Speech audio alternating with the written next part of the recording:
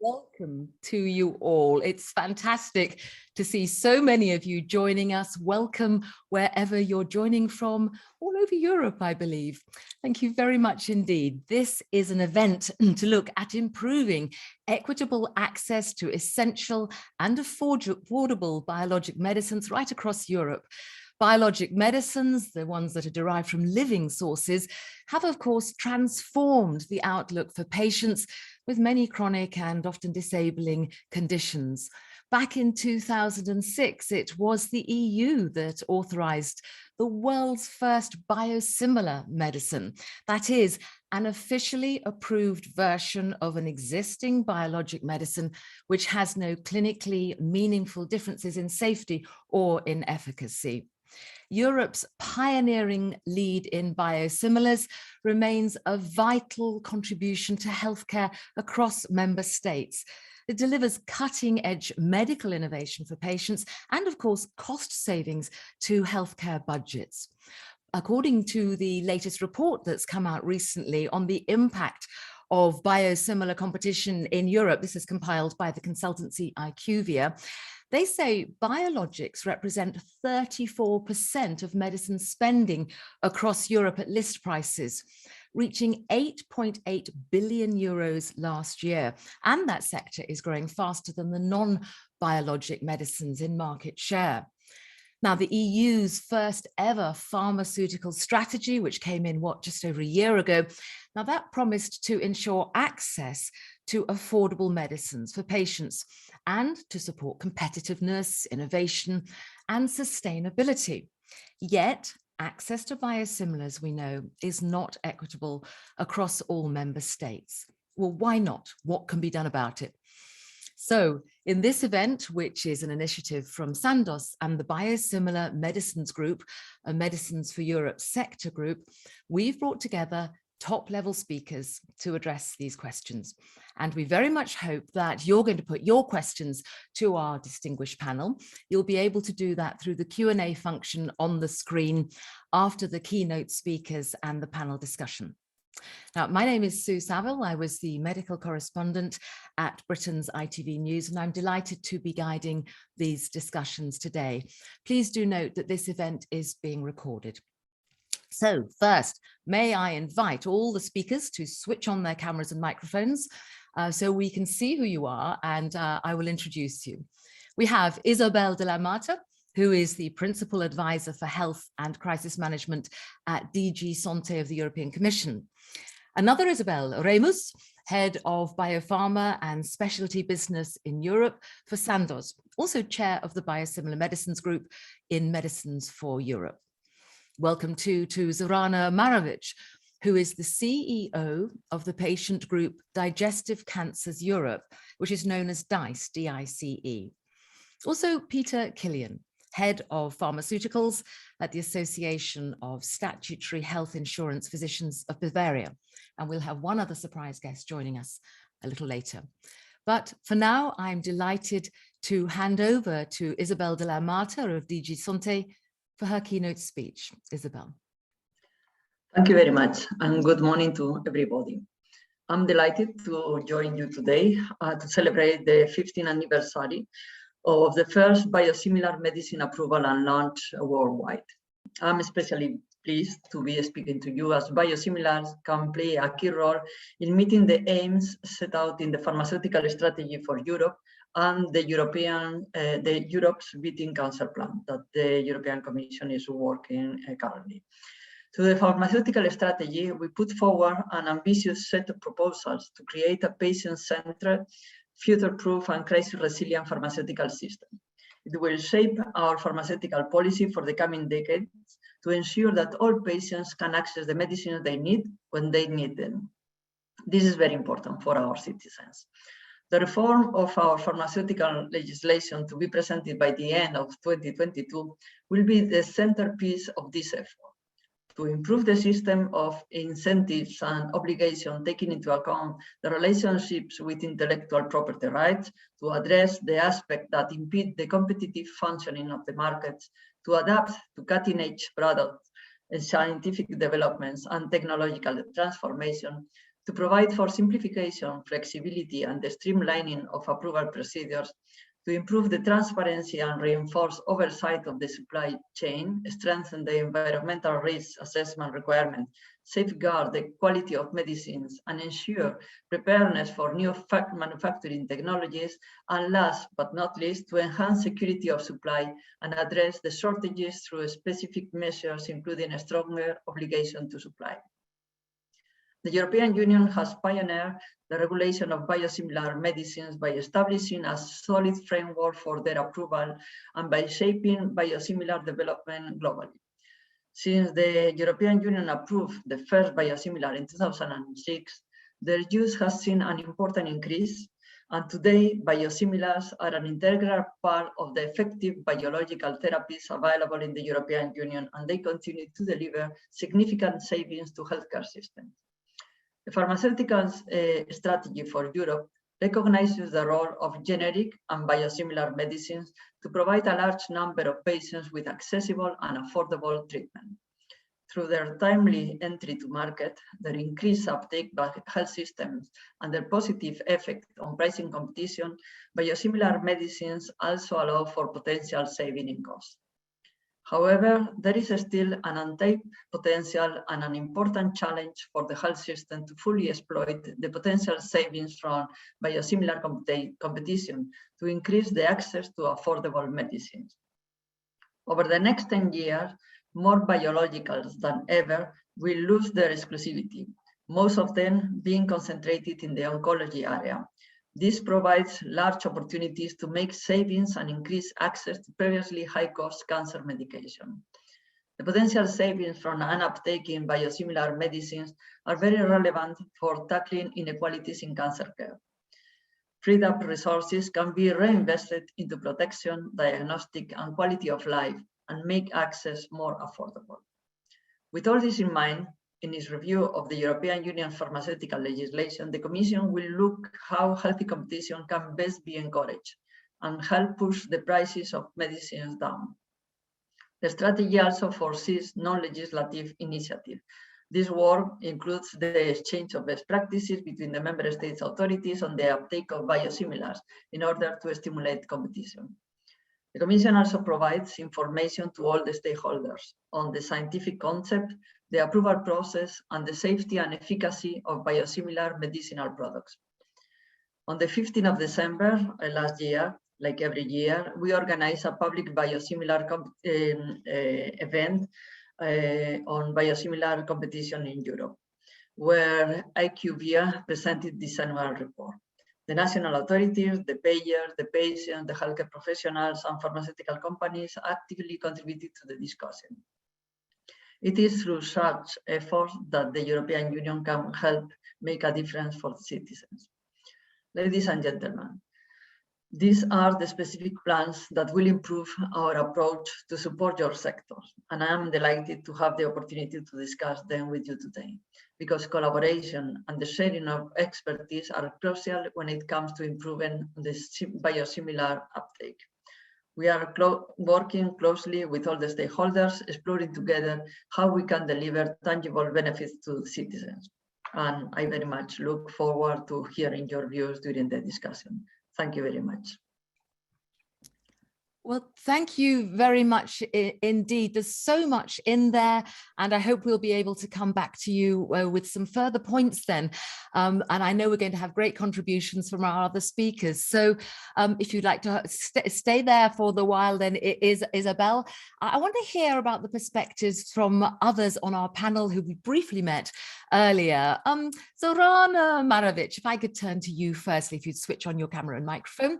As the CEO of the patient group Digestive Cancers Europe, then from the perspective of an umbrella organization like your own, what would you say are the current challenges for cancer patients who are seeking biologic therapies, whether that's the originator or the biosimilar medicine? What benefits would they have if they could get access to those medicines?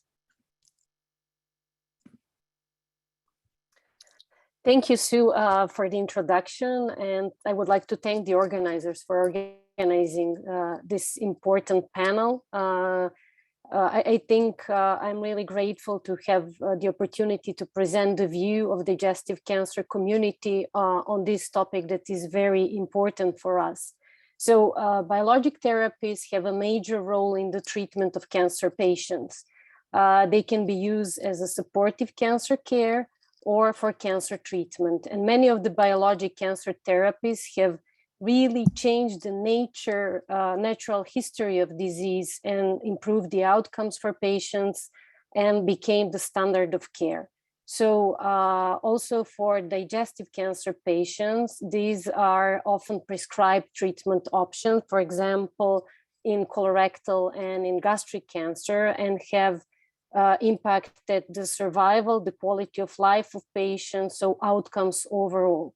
Unfortunately, for all the reports and from working with our 35 member organizations across Europe, we know that access to biologic therapies is unequal across Europe, with many low-income countries, especially located in the Eastern Europe, having the poorest access to biologic therapies. But I also have to say that even some high-income countries, in countries that one wouldn't expect, also have limited availability of biologic therapies for digestive cancer patients. So when it comes to biosimilars, I think they could be instrumental in improving these situations. They are advantageous for healthcare system as they contribute to sustainable healthcare financing and affordable healthcare provision.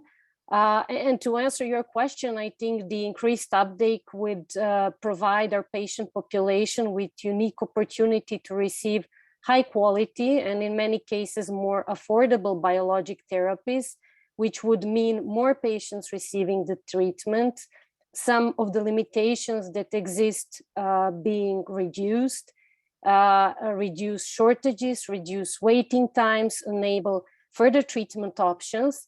And also, I think it's important to mention that savings that biosimilars often bring to the healthcare system and how they could be used to improve patient care, because the savings could be used for new treatment options to improve hospital services, such as hiring a nurse or psycho-oncologist or a nutritionist that currently don't exist in some hospitals, or to be invested into research. Finally, I think in the case of colorectal cancer, and I think this is one of the cancers that have been impacted by COVID, and we are expecting to see many late diagnoses. So we could invest in early detection and research so we could prevent the cancer and in that way save the lives and save the money for the system. That's really interesting. And I'm interested to know what actual impact these innovations have had. And I speak as someone whose mother had a digestive cancer and she was successfully treated, thank heavens. But I'm interested to know, you talk about that innovation and patient access. What difference has it made that these therapies now, what have they done for patients with these cancers? Well, I think it depends from cancer to cancer. I think for breast cancer, what the biologic therapy did is really change the natural history of disease, also for lymphoma. In digestive cancers, we haven't seen yet that dramatical impact, but still, you know, they have prolonged survival. So when I say dramatical impact, we are obviously always looking for a cure, because if you are diagnosed with a cancer, you are hoping for a cure. So if you are diagnosed with an early stage cancer for digestive cancer, this is possible, especially for colorectal cancer. If you are diagnosed with advanced stages, we are speaking about prolonging the survival. And also, I think it's really to know the quality of life that, you know, for a patient means receiving a certain treatment, because this is another important aspect that biologic treatments brought. And it's interesting you use the word cure. As a medical journalist, we were always very wary about using the word cure in relation to conditions like cancer. And it's amazing that that is even now in the vocabulary. What do you think then, Zorana, about the Commission's plans? There are we heard about there's the EU pharmaceutical strategy. Europe has this beating cancer plan. You will be aware of what's in there. Do you feel that those give you what you want to hear? Are they going to give the fulfilled promises that you're hoping for? Well, I think that the European Commission did a very important job with the Beating Cancer Plan and the pharmaceutical strategy for cancer in general. And this is an important first step. And in the last couple of years, at Digestive Cancers Europe, we have been working closely with the European Commission and other stakeholders on several topics such as biosimilars, colorectal cancer, screening, liver cancer, and others. And we are very grateful for this working relationship. And I think, as I said, this is an important step that was done, but a lot of work is still ahead of us to secure equal access to all patients across Europe. And we have to work together. And I would just like to mention the call to action that we have launched on the 28th of September on the event that we had on biosimilars, because we believe that EU has the power to provide strategic guidance for member states and support the exchange of best practices for policy interventions related to the use of biosimilars, to biosimilars related savings allocation, and also to enhance overall education about biosimilar medicines, because we believe it's really important that dialogue, that communication that happens between a clinician and a patient, and also between other stakeholders to understand, the value of biosimilars and what they can bring to patients. So to conclude, great work was done. A lot of work is ahead of us, but I think that we are on the right track to secure equal access for patients across Europe. Thank you very much, Zorana. And there's so many points in there. And I think we'll pick up on some of those. I'm particularly interested to hear about, it's not just the less affluent countries and member states that have access issues, but some of the higher income countries do as well. And the point you make there in your call to action about education, it's something very much I want to bring up with our other speakers as well. It's education of the public, the patients, and indeed of healthcare professionals and doctors. Let's turn to a doctor now. Dr. Peter Killian, if you would switch on your camera and your microphone, please. I want to hear your perspectives in this issue. As the author of a study on biosimilars uptake in Bavaria, in Germany, I want to know about what your conclusions and recommendations. What did you get out of your study, Peter?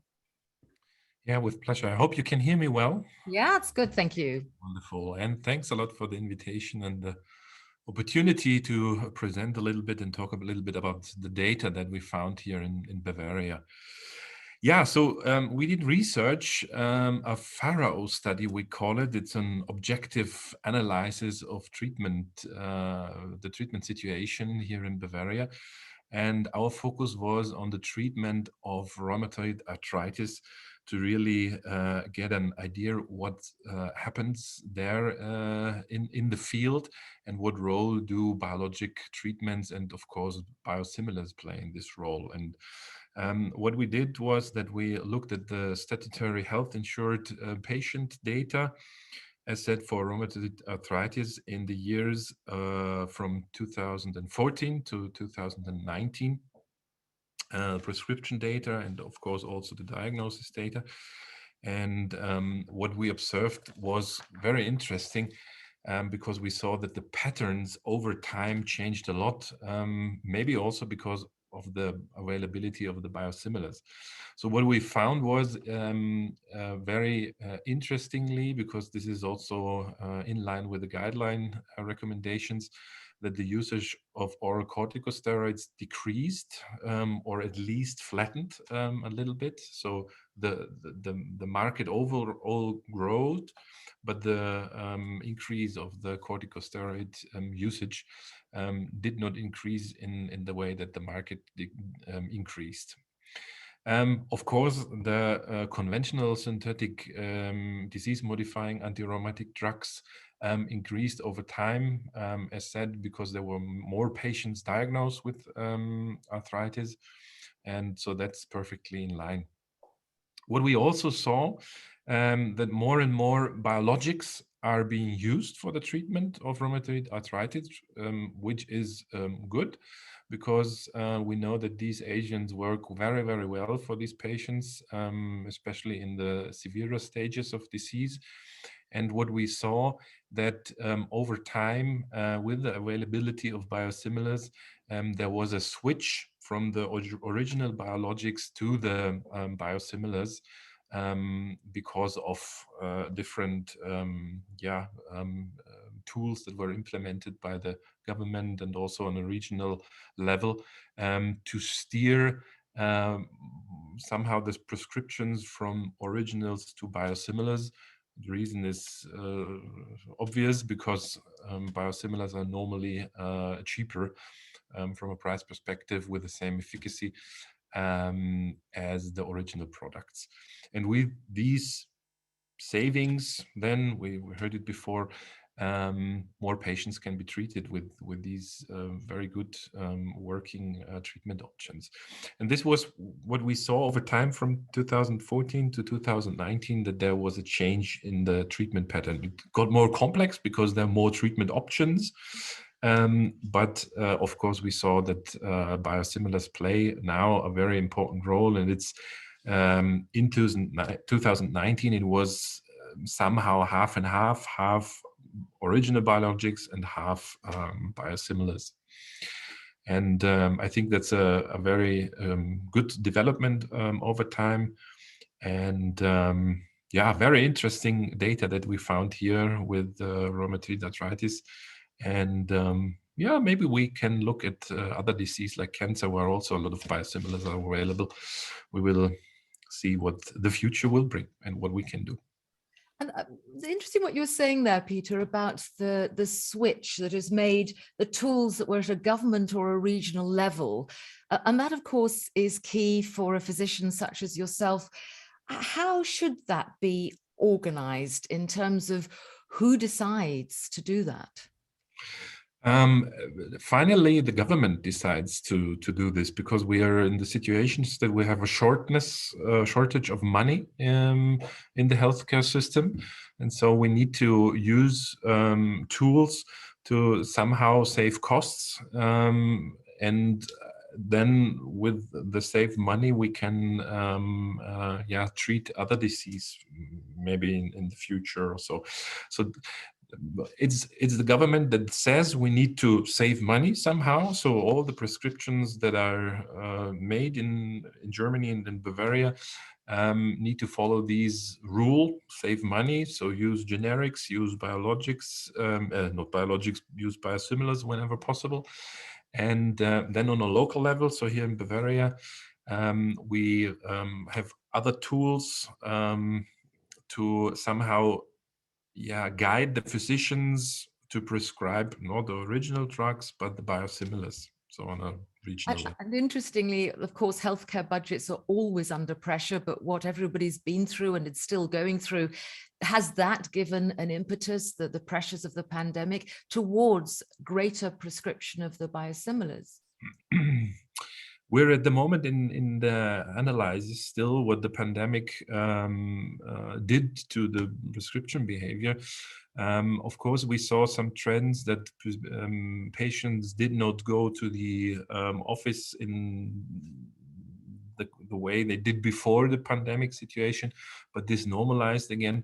So there will be some effects, but I think from a cost perspective, this will not change the whole situation. And to be honest, for these severe patients that are in need of these biosimilars and biologic treatments, they will go to the physician. And what we saw is that there is no change that we observed. So your study looked at what's going on in Bavaria. Are there other good practices across member states that you hear about and you know about that you think should be more widely adopted?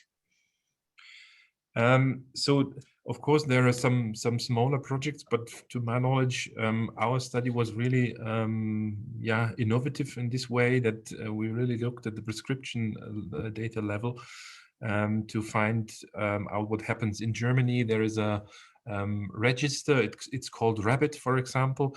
They're looking for whole Germany, what happens with treatment for patients with rheumatoid arthritis, and biologics, and of course biosimilars are part of this.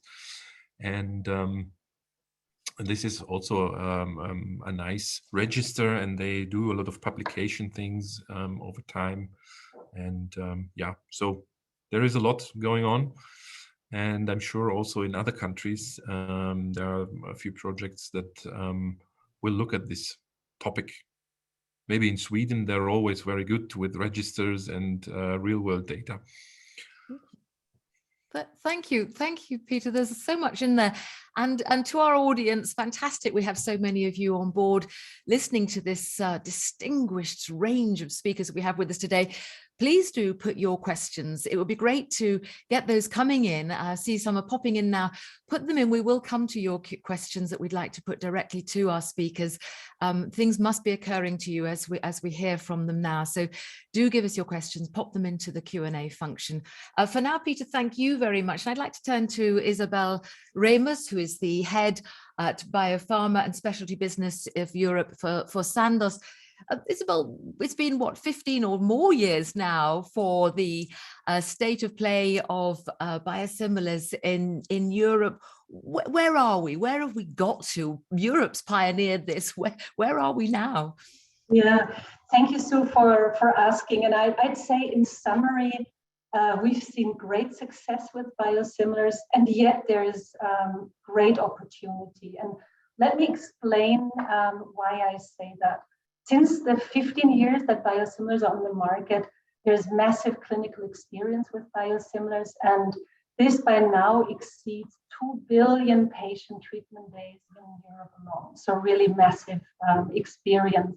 And we've seen plenty of evidence how biosimilars have not only improved access and thereby positively transformed patients' lives, but they also led to substantial savings to the healthcare system. And we heard Isabel de la Mata quote IQVIA, the study that's done for the Commission.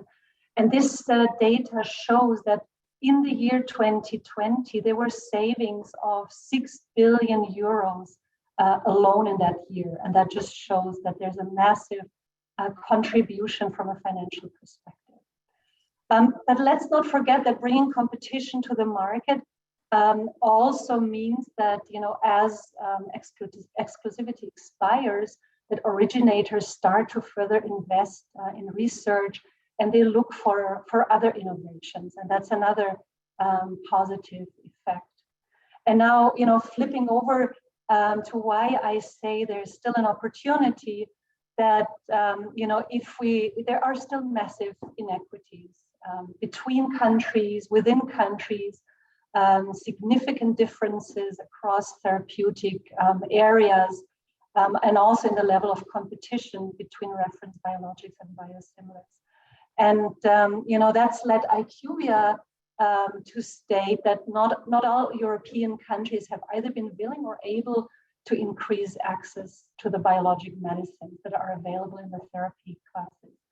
And let me, just give an example coming from Poland, or I should say adalimumab, because if you look at the per capita usage of that important treatment for immunology diseases, you'll see that Germany, France, or the UK have an almost 10 times higher usage of adalimumab compared to Poland, and that's really striking. So talking about inequities, I think that clearly calls that out and shows that there are so many patients who do not benefit yet from the full potential of the available biosimilars.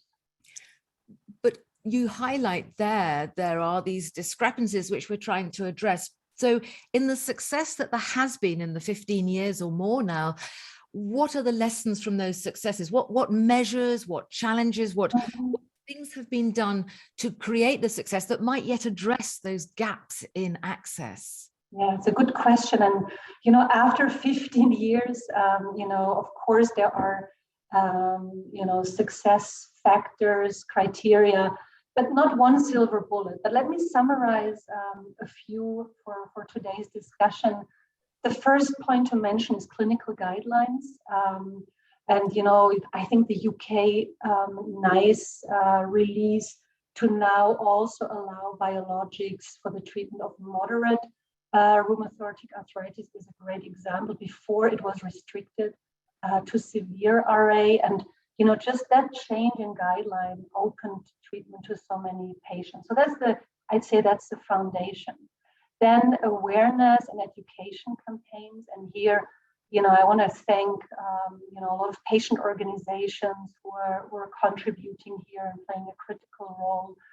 But then also on the pricing and procurement side of things, fit for purpose pricing rules with criteria beyond price, rewarding reliable supply, qualitative criteria, or smart purchasing mechanisms with, multi-winner awards instead of winner takes it all.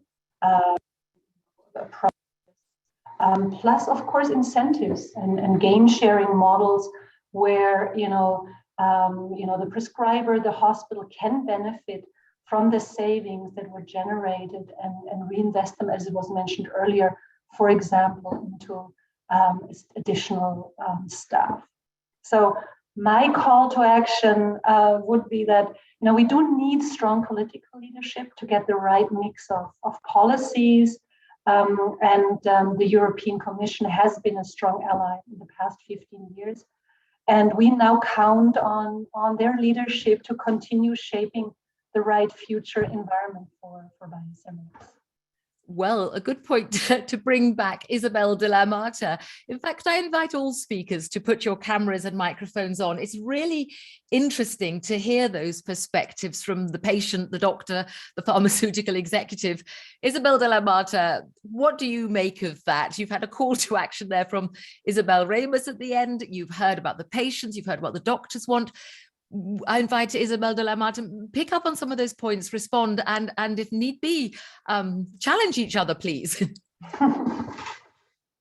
As I said before, we think that the biosimilar industry is a key stakeholder to support what the Commission is preparing, the pharmaceutical strategy, and especially for the objective related to affordable medicines, but not just that.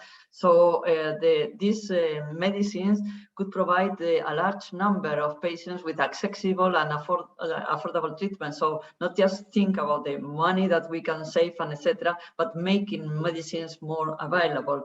Of course, it has an impact in the health system. They will allow to save money, but I will avoid just to concentrate in the savings that we can make and concentrate in the added value that to the patients. We are, of course, aware that there are things that need to be improved for that. So we will need to improve the supply chains for the biosimilars. We will need to modify or to promote the regulatory and the administration simplification to improve the conditions for the biosimilar medicine.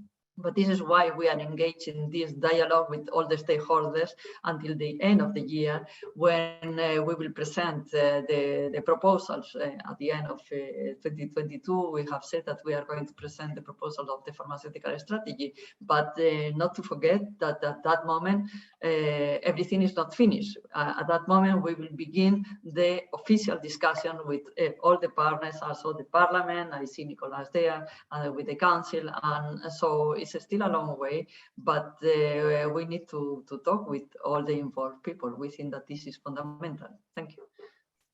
Thank you. And any of our panel want to pick up on Isabel's points there and come back, knowing that these proposals are under consideration, that modifications can happen. Anything else? You have the ear of the European Commission DG SANTE now.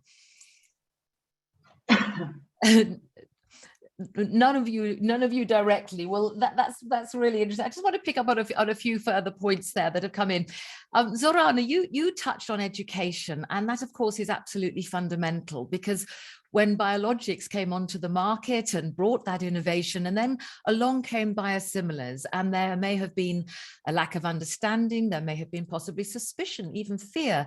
That needs to be overcome on every level, whether it's the public, the patient, the healthcare professional. What role is there for addressing those concerns? Zorana.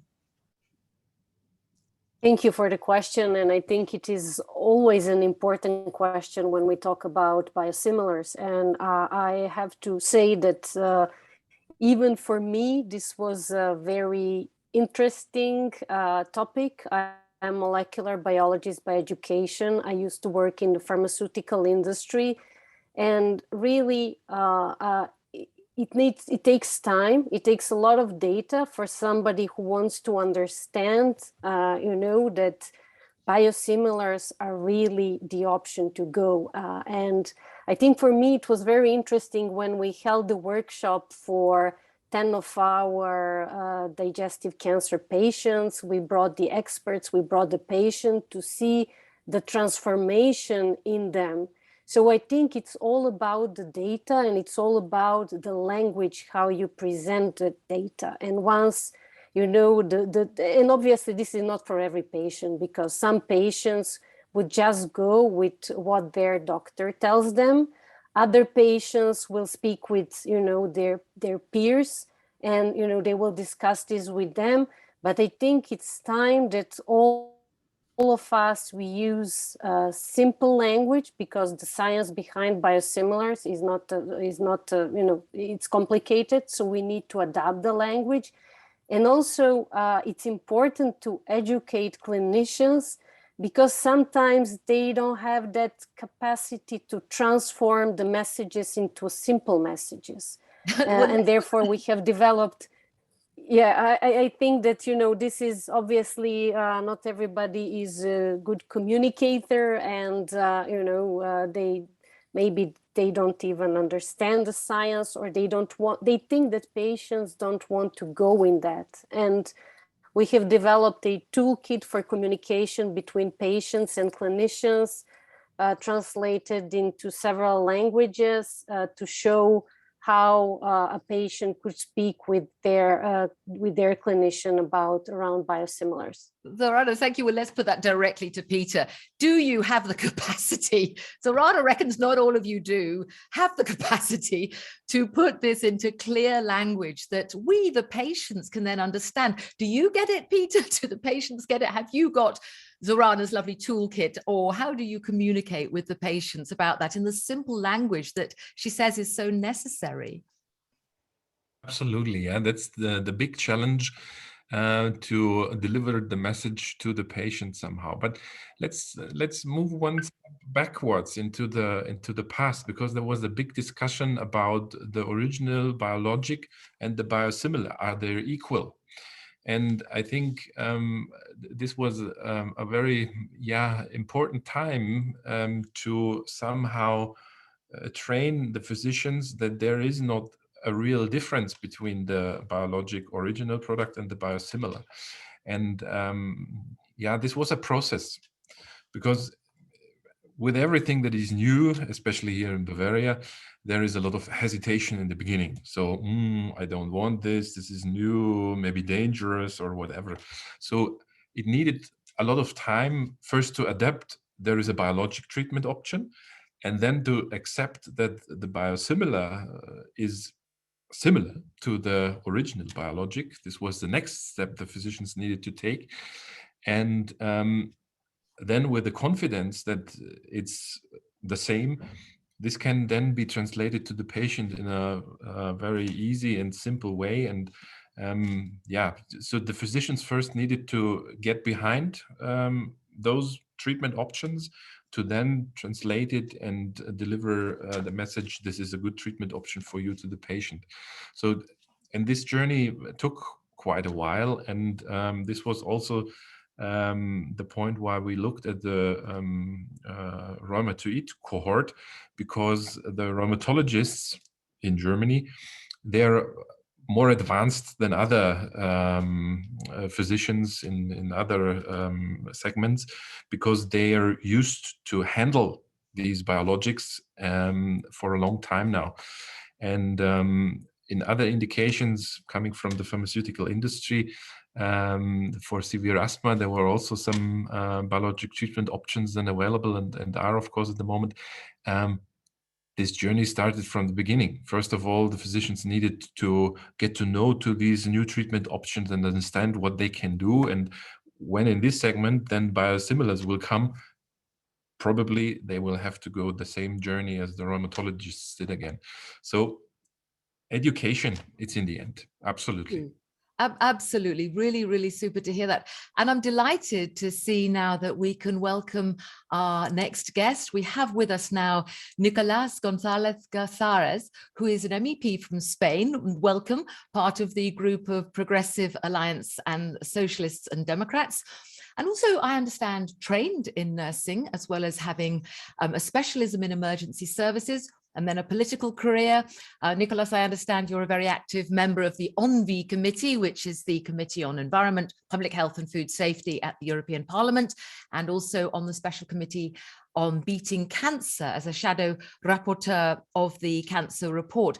So you will have heard a little bit of our discussions there. We've raised some of the key issues. What's your take, Nicolas, as an MEP on this important topic on biosimilars? Over to you, Nicolas. Thank you, Sue. And first, allow me to thank all the organizers for inviting me to participate in this important event that celebrates a milestone of the utmost importance as the approval of the first biosimilar 15 years ago. I think it's very important to make this remark. Of utmost importance, both for better patient access to effective treatments and for the sustainability of our healthcare systems.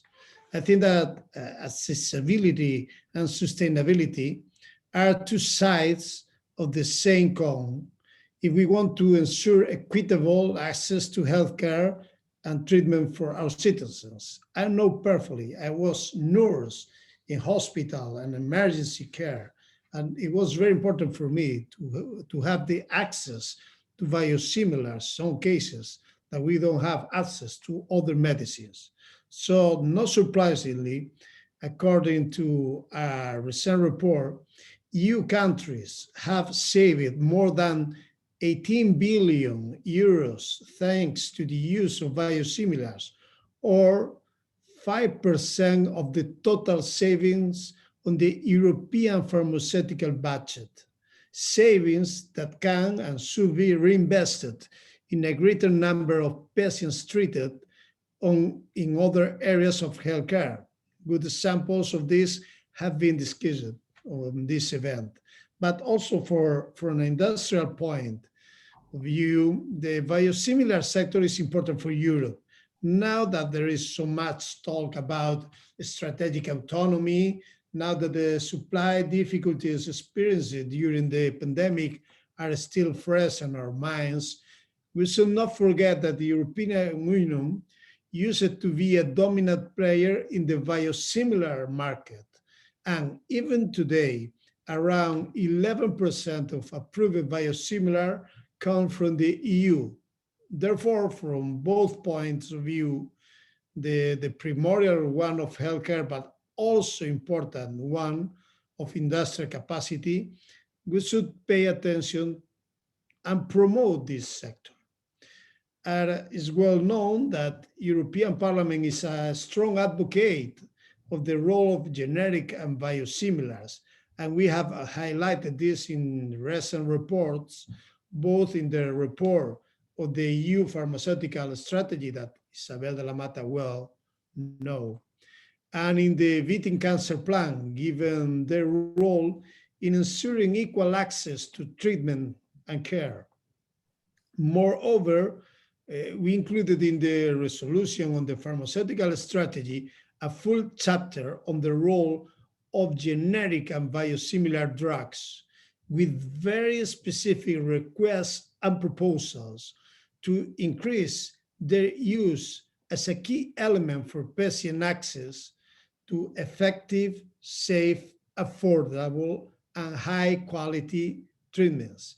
In this sense, the revision of the pharmaceutical legislation foreseen in the strategy will be a crucial element to achieve these objectives, and in particular, everything related to intellectual property exclusivities to avoid barriers to access to competition, but also to ensure that there is a consistent interpretation of, for instance, the VOLAR provision. It is true from a general perspective, and it is no less true in the field of cancer, where we have called for the introduction of a strategic objective in the beating cancer plan and the national plans to actively promote the use of these alternatives, and ask the Commission once again to ensure competition once intellectual property rights expire. And I'm concluding by going back to what I said at the very beginning. Europe cannot afford inequality that exists both between among member states in terms of access to treatment. And I think that one of the keys to overcoming these inequalities lies in greater use of generics and biosimilars. Therefore, we should adopt the necessary legislative changes to make this possible. Our health will benefit the most in this case. Oh, Nicolás, thank you. Thank you so much. You've covered a lot there. And as you say, Europe has been a pioneer then in developing and approving biosimilars. Those statistics you gave about the proportions and the savings, really remarkable. So you talk about the need for the necessary legislative changes. You have the ear of Isabel de la Mata today and other people from the European Commission. So what do you want to see then, Nicolás? What needs to be done? I think what we should do is, because first we should have a political will, that this political will determines the legal frameworks and establish the rules that regulate the markets. Therefore, without political will to introduce a regulation that promotes competition and limits intellectual property protections, and that monitoring the functioning of biosimilar and generics, it will be much more difficult, if not impossible. So for me, first, the most important thing is political will. And I would dare to say that the political will of the European Parliament is clear in the promotion of generics and biosimilar, as evidenced by our resolution on the pharmaceutical strategy. So for me, first view and first important thing is this political will that also we have shown in the beating cancer plan, that we are dealing now with the final amendments and we have the final vote next month. And you talk there, Nicolás, of the beating cancer plan, which of course covers the full continuum of care, right from screening, diagnostics, treatment, survivorship. And so what about the role of MEPs like yourself? What can you do to help move cancer care away from perhaps the silo approach to a more integrated approach? And what would perhaps savings from biosimilars contribute there? Of course, biosimilars have to contribute that. The BECA committee finishes the works like December. Now we are waiting for the vote. The report should be voting in plenary in February, a broad and dense report that has concrete proposals and demands also in the field of generics and biosimilars, to which we grant a crucial role in cancer strategy resolution. We have called on member states to evaluate measures to promote the use of financial savings generator in their national health systems. In any case, it is evident that to a large extent, this saving per se imply a greater number of patients treated, with results and the outcome on more lives saved and a better quality of life for the patients and for the survivors of cancer. Thank you very much. And perhaps Isabel de la Mata, you might like to pick up on some of the points that Nicolas has made there. And may I encourage the audience, thank you. Questions are coming in. We will come to your questions very shortly. But Isabel, I'd like to invite you just to pick up on some of the requests there from MEP Nicolás there. What would you like to say in response to his requests for specific action? Okay, well, Nicolas has mentioned the political will. From the point of view of the Commission, it's clear that, or we have made clear that we are going to present a new pharmaceutical strategy that will support the access to biosimilars. We are working on the evaluation and the revision of the pharmaceutical legislation, and that is one of the flagship of the pharmaceutical strategy. And there will be measures to better promote the biosimilar competition, to remove the barriers that delay the timely entry in the market, so that will allow for affordability and access for the patient.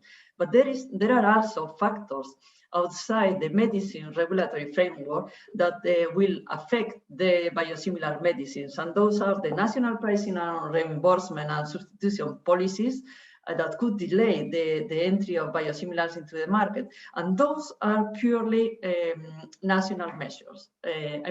We are working with the national competent authorities to allow the member states to share the best practices on those policies. The clinical guidelines for substitution and the pricing and reimbursement, but those are purely national decisions. So we need to insist on that.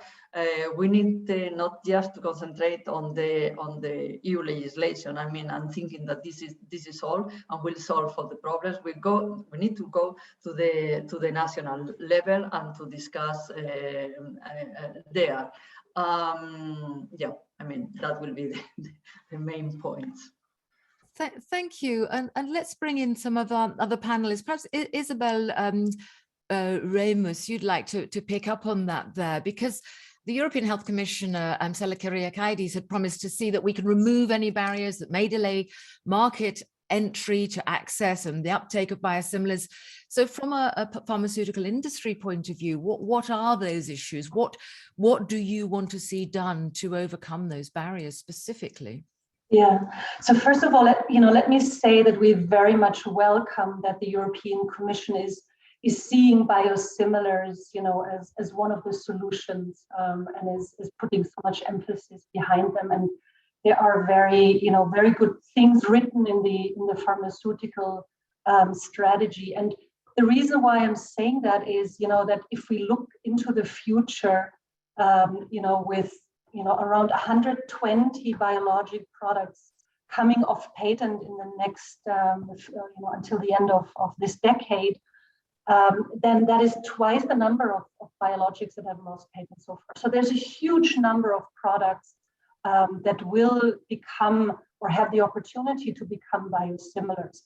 And the great news, that's really great news for patients, because it means that more patients have a chance to get access, also in new therapeutic areas like multiple sclerosis, ophthalmology, where education will become important again, because to Peter's point, we're going to see physicians and patients that have not had experience with biosimilars before. And as Isabel mentioned, oncology will be one of the key areas where we will see losses of exclusivity. And we all know that the cost in oncology is rising, and therefore having biosimilars there is critical. IQVIA, in the report that they gave to the European Commission, mentions that these are products worth more than 50 billion euro, that are up for biosimilars, and I think that's that just shows the magnitude of future savings potential. And you know, and around half of the spend on medicines will be on biologic, and that just shows that it is absolutely critical to have biosimilars in these areas, to have functioning healthcare systems in the future. For that, it's important that we have sustainable market conditions, and that's, you know, what I now say as a representative of the pharmaceutical industry. It's also critical for us that, you know, we work on regulatory approval challenges. So, for example, you know, that we move to single development programs across the world and not, you know, separate programs for EU and US, just to name another example.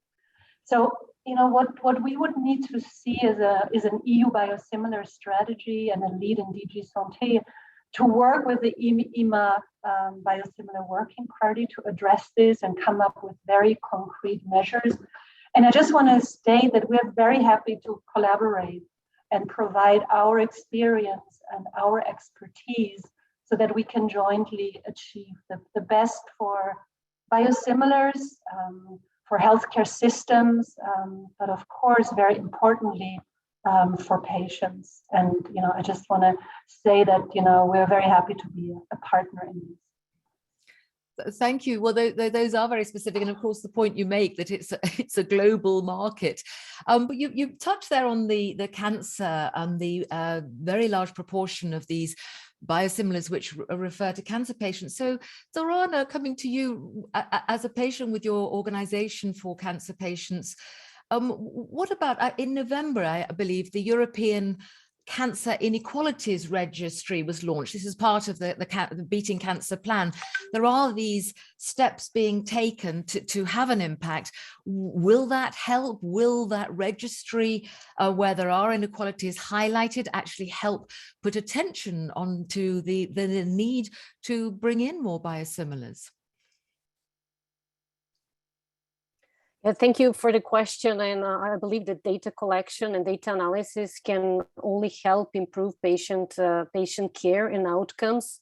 We observe, you know, differences in survival, not just between different countries, but sometimes between different hospitals. So, you know, the access and care that patients receive in different countries can also be different in different regions. So it's always important to have the data, to analyze the data, and we do hope that inequalities registries should provide further guidance on investments and on intervention that should be made at the EU level, but also national and regional level in order to improve the outcomes for patients. And I think that biosimilars could play an important role in this. Thank you. And there are lots of questions coming in. Do keep them coming. Let's pick up some of those questions that have been particularly targeted to some of our speakers here. A question coming in for Isabel de la Mata. Reference was made to good practice sharing and strategic guidance from the EU. How could the Commission lead this non-legislative yet essential activities to move the needle, Isabel? I mean, one of our main instruments that is not legislative is the EU for Health program. You all know that there has been an increase, a huge increase in the budget for this new period of 7 years.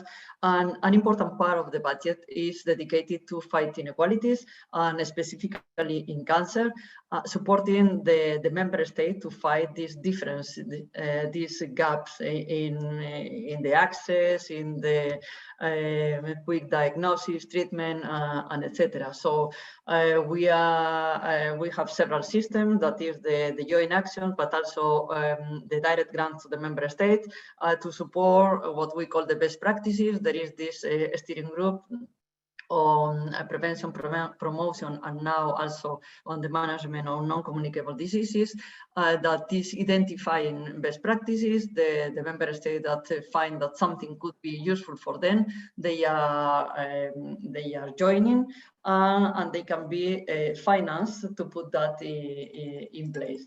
So what we want apart from the specific model in cancer, is to improve the access to the medicines across the European Union, and to see the differences in access that usually they are multifactorial from, if we talk specifically about the biosimilar, the medicines in general, they could be from company business decision to national pricing and reimbursement policies, the organization of the health system, the size of the member state population. So now we have, apart from the legal tools, we have the other tool that is the EU for Health, and we are using that, and we have a consultation with the stakeholders to know where they will think that we should invest.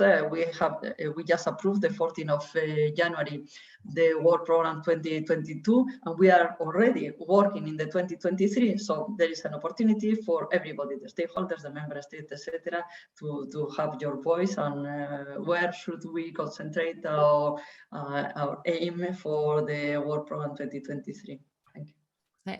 Thank you. So everybody can have their voice.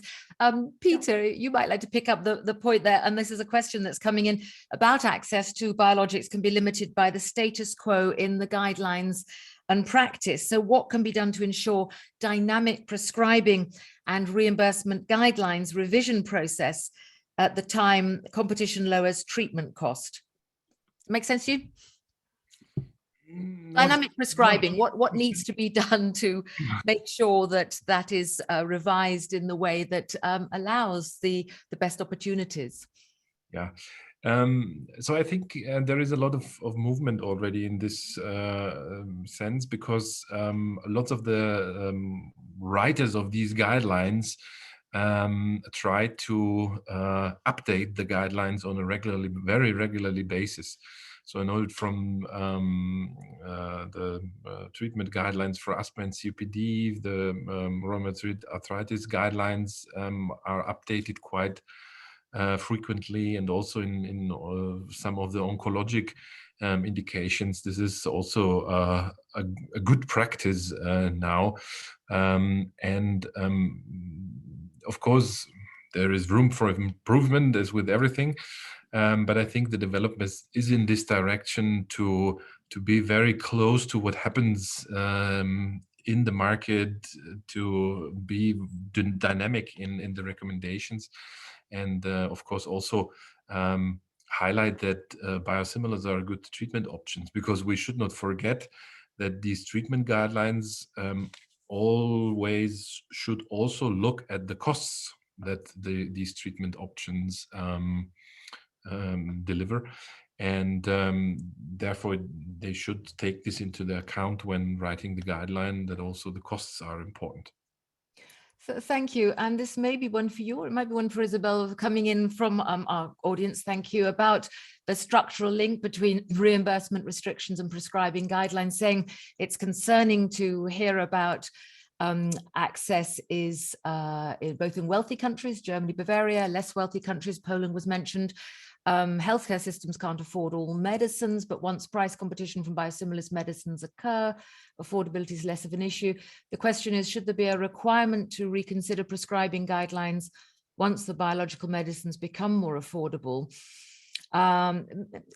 Peter, is that one for you, or maybe Isabel? Who would like to pick that one up? Isabel. Remus. Remus, yeah, we were saying earlier, it's rare that there's two Isabels, right? I'm sorry. Yeah, it's one Isabel is lovely, two is doubly lovely. No, I'm with Peter. I think it is a dynamic process, and I think the UK NICE movement in RA, where they allow biologic treatment in the moderate field, is one of the signs.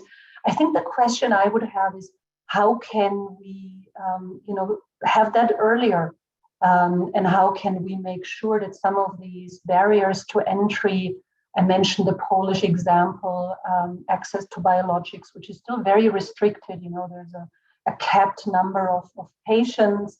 How can we get more traction and faster movement here, so that savings are being reutilized to increase the access? So for me, it's really a matter of time that becomes critical here. Thank you. I'd like to bring Nicolás back in now, because in these discussions, I wonder if you feel as an MEP that pharmaceutical companies like that Isabel Remus is with, and the others, should they be obliged under EU legislation to make the ones that deliver the biologic originals, should they be encouraged to deliver their patented drugs across EU member states, including those that have a lower economic interest to companies? So those who are creating the originator medicines, which will have started at a higher price, not necessarily reaching right across Europe. What do you think as an MEP? Should they be available right across Europe? Of course, is one of the things that we have seen in the bitter cancer plan. We have seen a lot of inequalities across Europe and great difference among member states, from east to west, from south to north, and even into the same countries. In a country, we can see a lot of differences among the different regions in the same country. So we have to create a equal market and a level playing field for all these possibilities that we have in the biosimilar and generics, but also to keep in mind that we have some prescriptors that are the doctors. The doctors were mentioned before, and first you have to convince also not only to create a level playing field and ensure that we have the best legislation to ensure the access for all the patients to these medicines, also to create a good ecosystem and ambient for the doctors to prescribe these medicines, because sometimes we need also the confidence of these doctors, all the health professionals getting involved in that. So I think that it's not only to create legislation, also to convince them, all these health professionals, and now I am talking also as a health professional, that biosimilar and generics not only have the same effects for patients, that also they help to ensure the accessibility for medicines in cancer and other diseases for more patients. And they are cheaper than other medicines. That is the very, very important to do that with all the patients and all the countries in Europe. So for me, now speaking as a health professional, I think that we have a room in this field. As you know, it is not only legislation, it's also to create a good ambient in all the health sector to ensure that the market will receive with the open arms all these new biosimilar generics that we want to open in the coming years. Thank you. And to take some more questions that are coming in from our audience, and thank you so much for those. One directly to Isabel de la Mata from Christopher Kirsch, saying, with regards to the upcoming revision of pharmaceutical legislation, as well as the EU-wide policy and procurement standards to improve access, what, from your point of view, are the most important measures and must-wins to ensure reliability of supply and sustainability, keeping in mind there are now several countries intending to drive biosimilar substitution with a price-only focus. So what are the must-wins, would you say, Isabel de la Mata?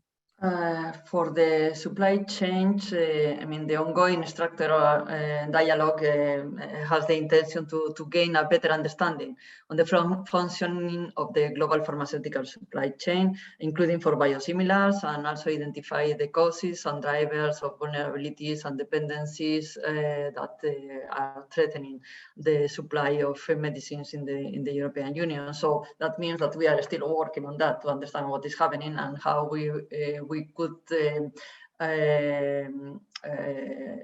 change that. I mean, and that the Commission will work towards proposing the policy measures and making the proposal of actions that could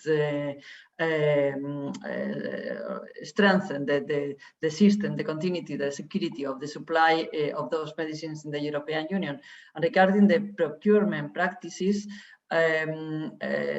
we recently launched a study that will identify the best practices to optimize public procurement of medicines. And these best procurement practices are about enhancing accessibility, affordability, and security of the supply of medicine. I have also to say that the current pandemic of COVID-19, where we have been working on joint procurement for many different issues, medical products and medical devices, has made that we all, I mean the European Commission, but also the member states have gained a lot of information and experience on how to deal with this public procurement, and that for sure will help us to address this in the best way for the future and for the issue of pharmaceuticals and biosimilars in special. Thank you. Yes, and of course, the last year or two has really highlighted the issue of supply chains. Thank you for that. Another question. I'm sure all of you could take this one. How should politicians, regulators, healthcare professionals, patient organizations, and the pharmaceutical industry work together to increase awareness and uptake of biosimilars? What could be done specifically on a European level? Zorana, what would you like to see done working together? Yeah, well, I think this is exactly what we asked in our call to action, and which was we asked European Commission to take the lead, and I think this is what they're doing, because we asked for them to provide the platform to support transparent and tangible benefit sharing practices across Europe, to build a dedicated Europe-wide online resource center to support the exchange of best practices on biosimilar savings reinvestment. And also we need a common platform resource center where materials communication would be to improve communication between healthcare professionals and patients. And from what Isabel de la Mata said today, I think it's really, I mean, Commission has already started doing some of these things, and yeah, I think working together as we are doing now. And Peter, to pick up that point, Zorana mentioned there about a common, maybe a dashboard, a common resource to share information across Europe. Is that a good way of working together? Are doctors prepared to work in this way? How would you like to see sharing of best practices and working together, Peter? Yeah, of course, it's always good to talk to each other. This is very, very important, and with a European-wide platform, I think this is also quite a good way to get in touch, start the interaction. Thinking about, because physicians normally are in touch and they talk a lot to each other, but of course more on new drugs, new data,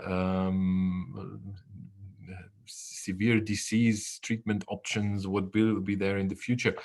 Maybe it would be an idea to have at these congresses, normally where all the physicians go, also some sessions on experiences with biosimilar treatment options. So just thinking out of the box, maybe this could be an option to share experiences with these biosimilar treatments, and not only the top high new invention stuff things, So this could be an option, of course, and yeah, that's. Well, let's ask Isabel. You go to all these conferences. I'm sure Isabel Remus, from the pharmaceutical perspective, is that something Peter suggests, that this should be a little bit more on the agenda at conferences, a little bit more working together through that? How would you like to see working together taken forward? Isabel Remus from the pharmaceutical. Yeah, for sure. Working together, and taking the existing experiences forward is key. But I also want to say that, I think that the pharmaceutical strategy is really a great start. And there are many, really good things that are captured in there, whether that's faster approval and entry of biosimilars, whether that's more efficient regulatory pathways, whether it's, a resilient supply chain, sustainable procurement. I mean, there's many, many good things that are mentioned here. I think the question, and Isabel de la Mata, mentioned this, is how is this now being brought to life? I think that's the next, key thing to understand is what are the building blocks that bring that to life, and we're very keen to help shape that, and keen to work with the Commission, support the Commission on their endeavor. So that, I think bringing that to life in the best possible way is what's critical now. But there was a very good step taken by the Commission, to make that a key pillar of the pharmaceutical strategy. Thank you. Well, Nicolás, before we draw to a close, and I'm going to invite you all shortly to give me a sort of key takeaway message. But Nicolás, I just wanted to ask you about working together, MEPs working in the European Parliament. How would you like to see the conversation be more dynamic so that all the stakeholders can take this forward? Nicolás, as an MEP, what do you think? You pop your microphone on. Sorry, I was my micro off. First, I want to mention that we have very important debates here in the Parliament when it comes to medicines and affordability and facing inequalities. And as I said before, in the beating cancer plan was very important. But of course, now we have seen a vaccination strategy. And I think that the vaccination strategy have shown the added value of the Union in providing equal access to all European citizens, regardless of their country of origin. So I think this is a good moment to have this debate. And I think it's also a good moment to open the debate in some new pieces of legislation that are forthcoming after this pharmaceutical strategy. And I also think that we have to share not only information, also the best practice and best experience, also at legislative level in comparison with the national parliaments, because it's also important. I want to mention that sharing information is also one of the targets of the Beating Cancer Plan. We want to share not only in treatments, in all the phases, in all the fields of the cancer plan, but of course, treatment is one of them. And I want to mention that we cannot forget also the national competences, how to drive our European forces to get involved and engage all the national competences here. Because I had one experience now in a piece of legislation, the reinforcement of the role of the EMA when it comes to emergencies. I have proposed a database for monitoring all the system of medicines to tackle shortage. That this is one of the big problems that we have in Europe. I have seen some resistance, not only for the member states, also from the Commission, but the Commission had different perspective. But of course, we have to break also these barriers that we are having in this, not a conflict of competence, but almost a conflict of competence in the different levels. But of course, as I said at the beginning, the vaccination strategy has opened one way for future. Thank you. So as we draw to a close, I wonder where we've got to with these discussions. I'd like to invite each of our speakers to just very briefly say what are the key takeaway messages. Firstly, Isabel de la Mata, it was fascinating to hear what you're doing at the European Commission level, where it's heading, that you're all ears to proposals, to ideas, to what's happening. You've heard from different perspectives today. Isabel de la Mata, what's your key takeaway message from these discussions? My message is that to remind that it's very important the biosimilar competition to achieve the objective of affordable medicines, that this is a shared responsibility, that we are doing our part at the EU level by revising the legislation and taking into account the factors that impede the timely entry to the market of biosimilar, but also that at national level, the healthcare professional, the industry all have an important role to play as well. And please do it. Thank you. Well, healthcare professional Peter, what's your takeaway message, please? Yeah, takeaway message is, of course, that real world data can support the whole discussion about the benefit of biosimilars when they're available, what changes over time. More people have access to biologic treatment options with severe disease and can be treated with this. So real world data, very important. And then I want to jump on the topic, sustainable supply chains. Let's keep the manufacturing here in Europe, and please not make the price the whole, the only reason to, put the decision not to produce in Europe any longer.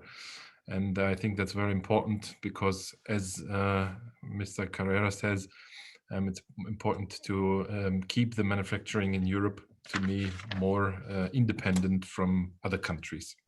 Thank you. So from the industry perspective then, Isabel, Remus, your takeaway message from our discussions today. Yeah, beautiful that we talk about sustainable healthcare and increasing access, and that's, that this is the shared theme. And I want to thank Zorana for her work with the patient organization. And Peter, when your study was published, you really moved something, because we always thought in the Western world access was less of a challenge, and you showed that actually even there it was, and that really moved things and made us look at access differently. So thank you for that. And I also want to thank the Commission and the Parliament for their support, you've given to biosimilars in the past, but also a big thank you for the work you do to lay the foundation for the next 10 to 15 years. It's very important what you're doing.